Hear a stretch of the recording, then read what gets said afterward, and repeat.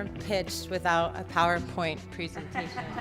So forgive me if I stumble on this. And I'd also like to say that I almost didn't come today. And after discussion with Pam, she convinced me to come.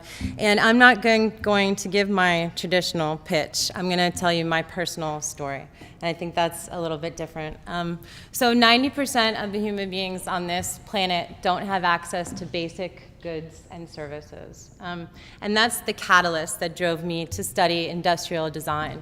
I felt that the language of capitalism originated with consumers and that the language of mass production was industrial design.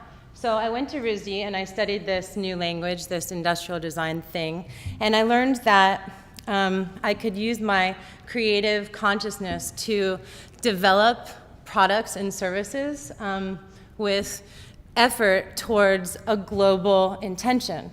And the more that I discovered that I could influence the entire supply chain of the development of a product, the more I became engaged with the fact that I could really impact the world within the framework of capitalism, and that I didn't have to be designated as a nonprofit, or I didn't have to have a designated social mission to change the world, to impact the world. So immediately after school, I left and I moved to Bali, Indonesia, with my husband, who's also the co-founder of the company CoCoChi, that I'm the current CEO of.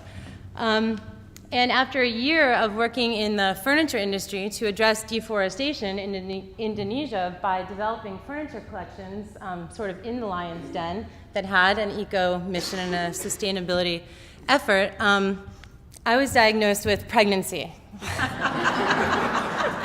Has this ever happened to anybody? So this diagnosis really changed my life. And I took all of that sort of outward effort that I was searching for in the world, and I internalized all of it. And I decided that I could bring this little being into the world in a way that would be really impactful for this little being's life. So this changed all of my investigations. And as I began to look at the world around me and start to understand how I could nurture this unborn being, I discovered one of the most heinous industries that I've come across as an industrial designer, and it happened to be the personal care industry. So personal care products is a really broad category of consumer goods, and basically it can be defined as anything that you use on your persons. What was particularly heinous about this industry was that it had the ability to directly impact human health. Other things have long-term implications, but personal care products you put on your body and you see an immediate difference. And what I discovered through this unraveling of what to do or what not to do when I was pregnant was that the personal care industry in the US is really completely unregulated. So what that means is that the 15,000 plus chemicals that are currently being produced by chemical manufacturers, less than 10% of them have been tested for human safety factors. Where this journey starts with birth, it was crystallized about 10 days ago. In Mission St. Joseph, my father died of cancer. And I'm here to tell you I'm more inspired now than ever to get people educated about the fact that what you put on your skin, which is this amazing absorbent organ, is oftentimes more important than what you put into your digestive system or even what happens in your lungs.